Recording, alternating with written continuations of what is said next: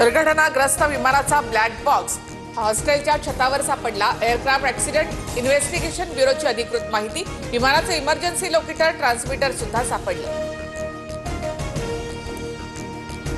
अहमदाबादमध्ये एअर इंडियाच्या विमानाच्या ढिगाऱ्यामधून गुजरात एटीएसला डीव्हीआर सापडला। डीव्हीआर फॉरेन्सिक टीमच्या ताब्यात। अहमदाबादमधील विमान दुर्घटनास्थळी एनएसजीचं पथक दाखल। काही वेळापूर्वी फॉरेन्सिक पथकाकडून दुर्घटनास्थळाची तपासणी। बोईंगच्या सर्व विमानांची तपासणी होणार। अहमदाबाद विमान दुर्घटनेनंतर डीजीसीएचा मोठा निर्णय। तपास करून 15 दिवसात अहवाल देण्याचे एअर इंडियाला निर्देश। लँडिंग गिअरमध्ये बिघाड झाला असावा हे दुर्घटनेचे एक कारण असू शकतं। इंधनासह प्रवाशांचं लगेजही जास्त होतं। सुमित सबरवाल यांच्यासोबत काम केलेले पायलट मनमथ राऊत्रे यांची प्रतिक्रिया। मी विमानामधून उडी मारली नाही तर सीटसह बाहेर फेकलो गेलो। विमान कोसळलं तेव्हाच आपत्कालीन दरवाजा तुटला। विमान अपघातामध्ये बचावलेल्या रमेश विश्वास कुमार यांची प्रतिक्रिया। लंडनच्या भूमी चौहान यांची फ्लाईट 10 मिनिटांसाठी चुकली। अपघातामधून बचावल्याची बातमी कळताच भूमी यांनी देवाचे आभार मानले। विमान अपघातानंतर हॉस्टेल कॅन्टीनमध्ये जेवण बनवणारी महिला आणि त्यांची नात बेपत्ता। विमान हॉस्टेलवर येऊन कोसळल्यामुळे अनेक विद्यार्थी जखमी।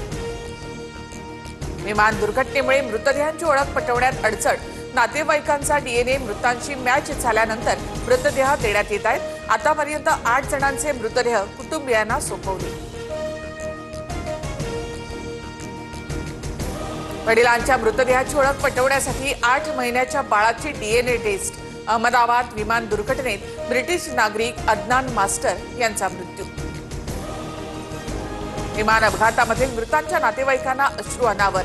विमान दुर्घटनेमुळे मृतदेहाची ओळख पटवण्यात अडचण। अहमदाबाद दुर्घटनेमध्ये चहाची टपरी चालवणाऱ्या 14 वर्षीय मुलाचा मृत्यू। नातू गमावल्यानं आजीनं टाहो फोडला। विमान दुर्घटनेत संपूर्ण कुटुंबावर शोककळा। विमान अपघातामध्ये वसतिगृहातील मृतांच्या कुटुंबियांनाही 1 कोटींची मदत मिळणार। टाटा समूहाचा निर्णय। 24 लोकांच्या कुटुंबियांना सुद्धा मदत देण्याबाबत स्पष्टीकरण। विमानामध्ये बॉम्ब असल्याच्या धमकीनंतर थायलंडमध्ये एअर इंडियाच्या विमानाचे इमर्जन्सी लँडिंग। थायलंड पोलिसांकडून घटनेचा तपास सुरू। मोदींकडून दुर्घटनास्थळाची पाहणी। रुग्णालयामध्ये जाऊन मोदींकडून जखमींसह मृतांच्या नातेवाईकांचीही भेट। तर मोदींनी विजय रुपाणी यांच्या कुटुंबियांची देखील भेट घेतली। एअर इंडिया कंपनी अपघाताशी संबंधित $120 मिलियन अधिकचा इन्शुरन्स क्लेम करू शकते। भारतीय हवाई उद्योगातील सगळ्यात मोठ्या दाव्याची शक्यता।